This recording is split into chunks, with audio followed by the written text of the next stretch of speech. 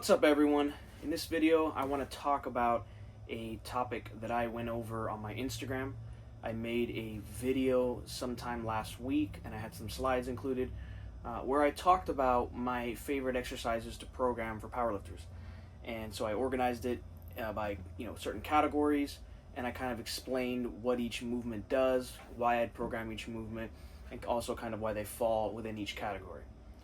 So I think first thing that I should do is kind of just say this, that the competition exercises are disqualified from this conversation. So I'm not going to include the competition squat, the competition bench, or the competition deadlift, merely for the fact that if I were to use those exercises, if I were to include them in this conversation, for me, they would supersede every other exercise. And so I want to go over variations and accessories, but not include the main competition exercise. Now, I think the next thing that I should go over is explain how I categorize these exercises and kind of what each category means. So there's going to be three categories. The first category, primary category, is going to be barbell variations of the main movement. So it's going to be exercises that can take the place of the competition exercise. So this is like a slot where I would maybe put the competition exercise, but I'm going to use this variation for a particular reason.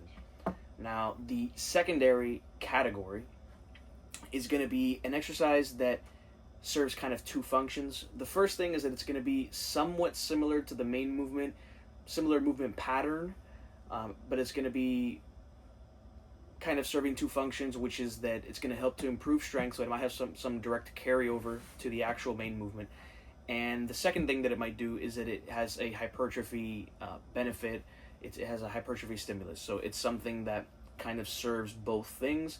Typically in this category, it's going to be something that isn't a barbell variation. It might be a barbell variation, but not something that's going to be as similar as other ones, which I'll kind of go into more detail as we go along. But the third category is going to be an isolation exercise, one that kind of works one group of muscles.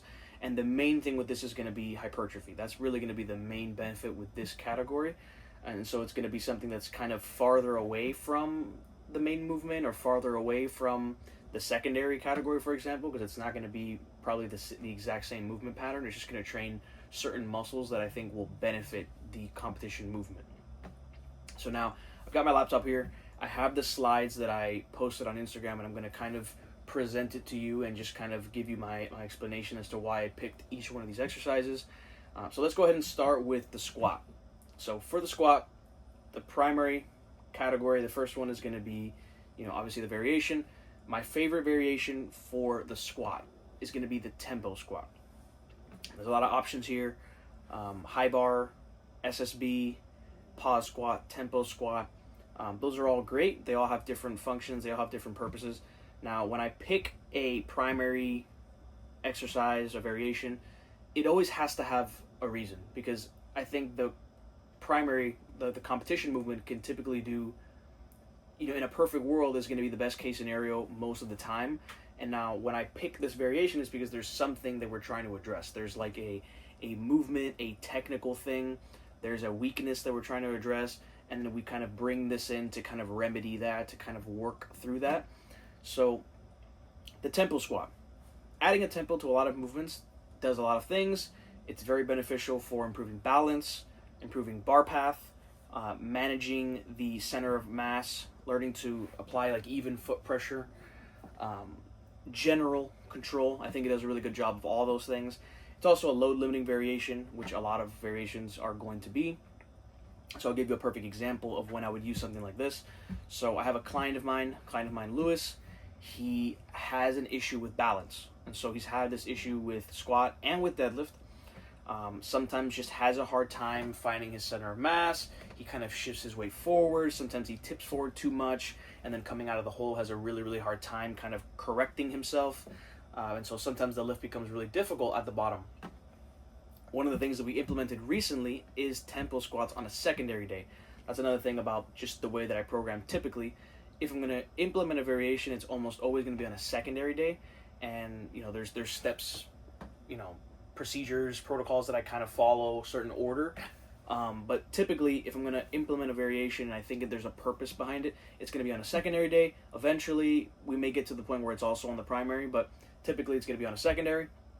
And so for my client Lewis, we put the tempo squat as the secondary squat, and then basically all we did was we kept the sets and reps and the volume, everything exactly the same. We just switched it for tempo squat. And the purpose of that was to help him to work on his control, work on his balance, his bar path, all of those things, which I think are going to help to, remedy the issue of the balance that he's having. And so far, it seems to be going well. His primary has been going really well.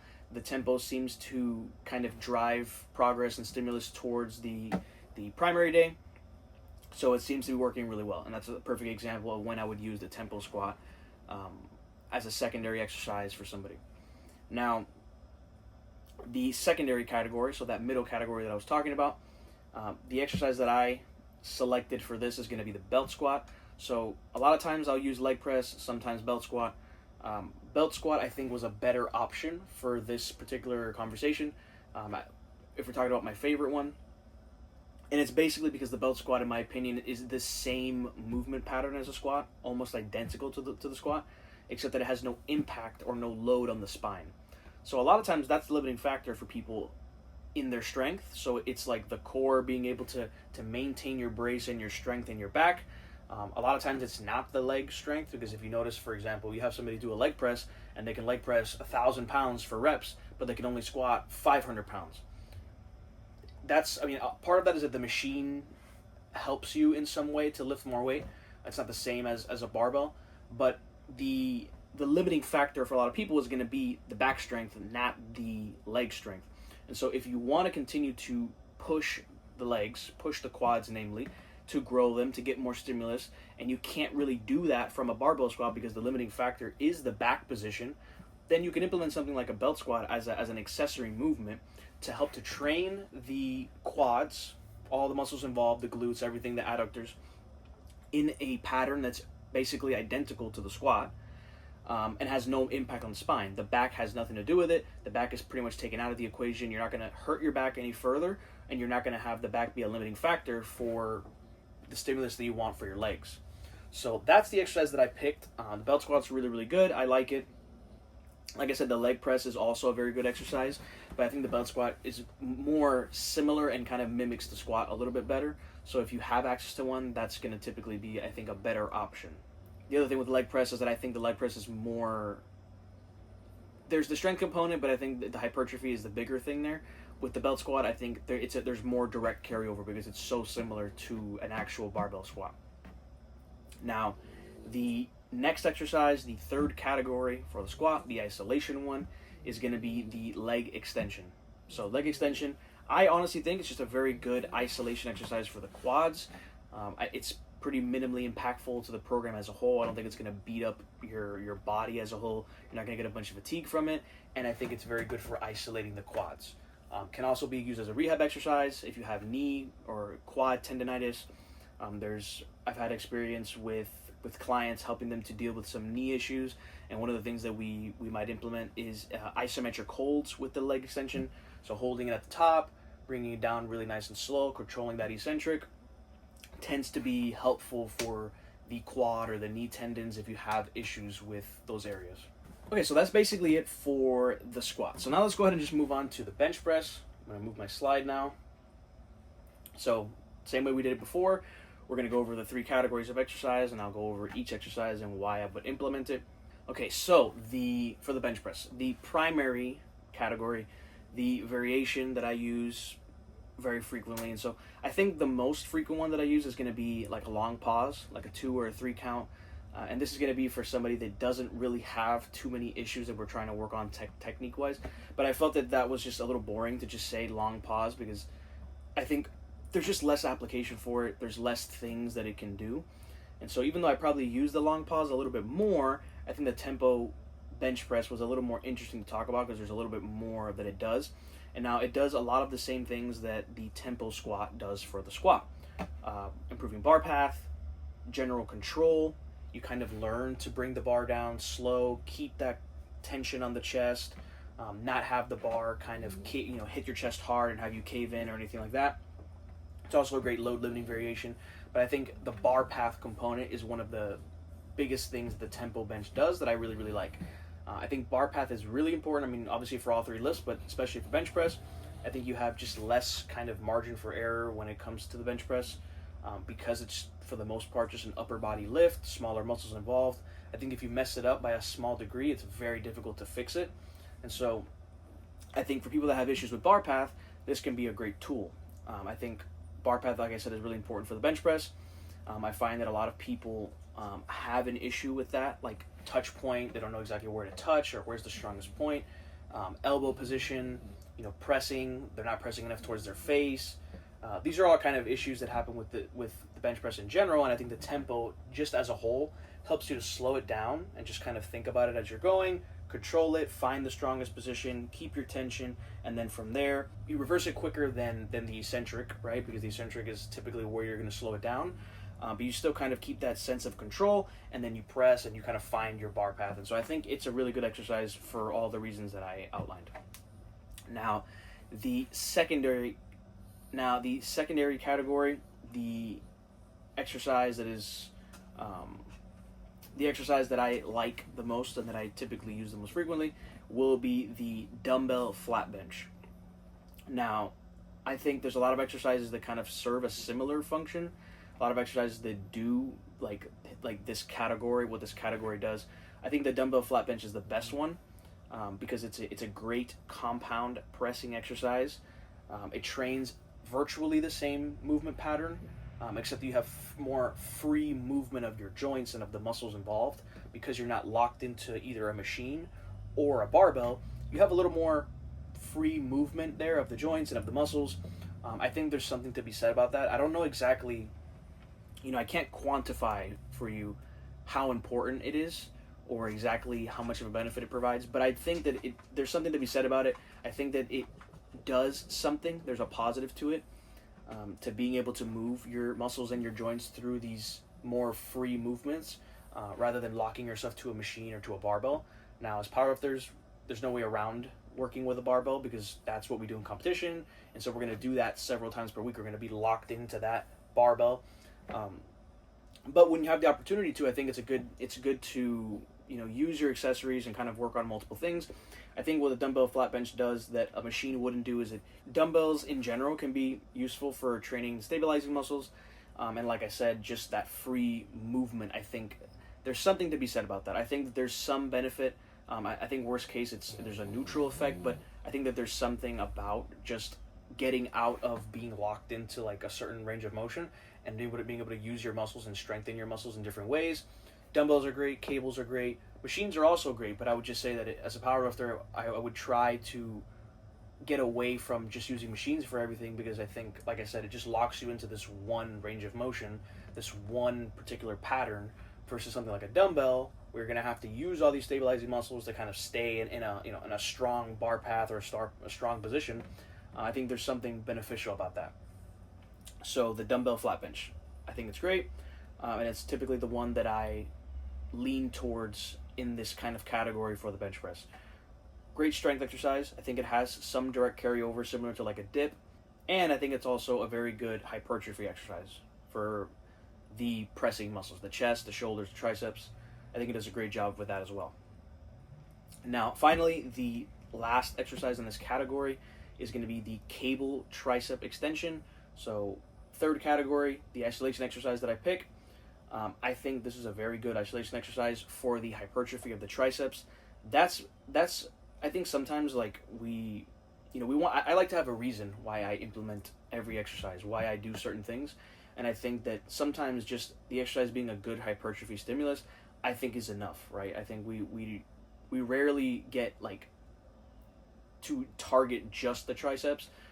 When we bench and we do dumbbells, machines, a lot of times it's a pressing exercise, and so we're like hitting like the shoulders and the chest, and the triceps are being hit, but we're not really hitting them to the degree than we could.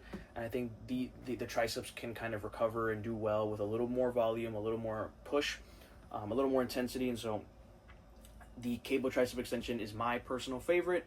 I'm not a big fan of other types of tricep extensions, skull crushers. I really like the cable tricep extension. I think you can push them.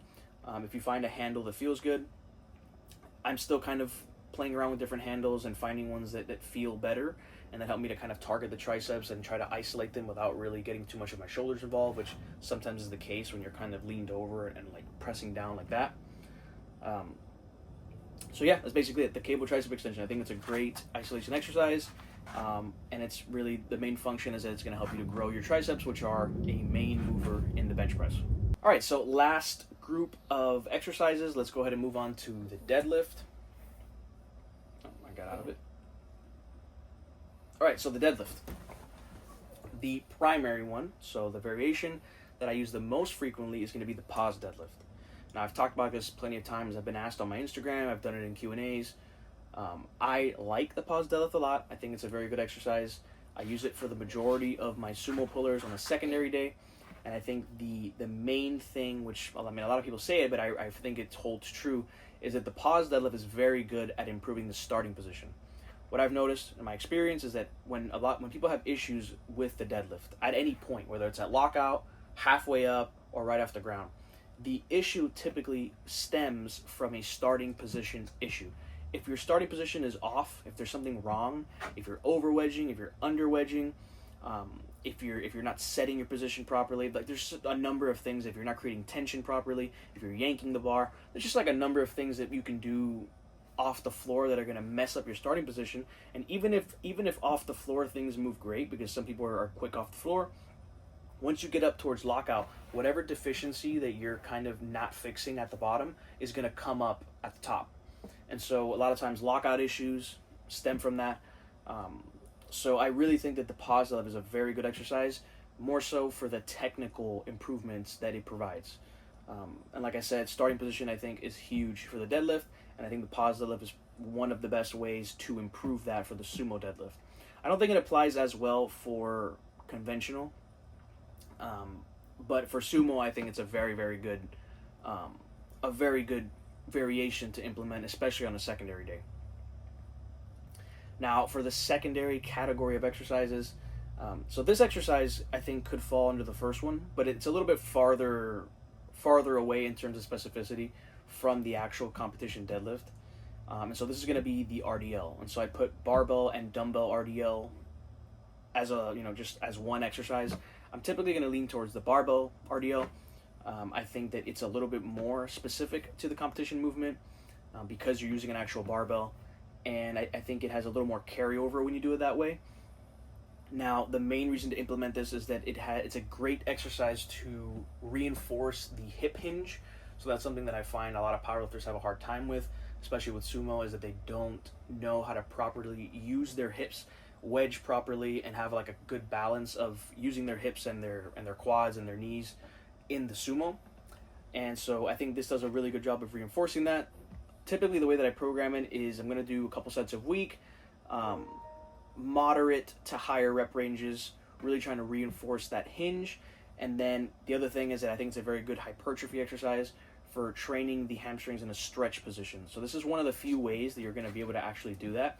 But because of the position that your body's in, where your legs are almost completely straight throughout the entirety of the RDL, you're going to be able to train the hamstrings in that stretch position. And like I said, there's just very few exercises that you can use to train the hamstrings from that position. Now, this is going to tie into what I just said, but going into the third exercise, the third category, the isolation one that I think applies very closely to the deadlift, is going to be the leg curl. Now, it's not that I think the leg curl necessarily makes you better at deadlifting, but it's a great hypertrophy exercise for the hamstrings. And also, like I was saying previously, this does kind of the opposite of what the RDL does. It allows you to train the hamstrings in a shortened position, doing the leg curl on a seated leg curl machine. Your legs are going to start out in front of you, and then you're going to pull them closer to you. So that's the shortened position that your hamstrings are going to be in, versus when you do something like an RDL, where your body is kind of straight the whole time, and you have a little bit of bend, but you're not really going to have a ton of it. That's the stretch position, versus if you're sitting in a chair and then you have your legs out and then you're going to pull your legs closer to you, that's that shortened position that you're going to train the hamstrings in. And those are really the two main ways to train them.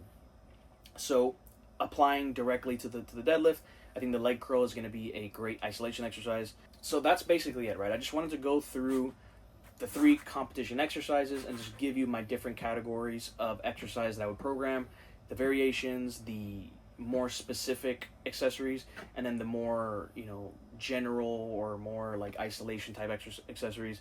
And so that's basically it. I just wanted to highlight that. I made this video on Instagram originally, but it's about a minute long, and I just kind of put the slides there and gave my brief explanation. But I figured this is a topic that I can go into more detail and just give a little bit more insight into how I think about things and how I pick exercises and why I pick exercises. So thank you for watching the video. Please subscribe to the channel. Please like the video. Until next time, stay locked and loaded.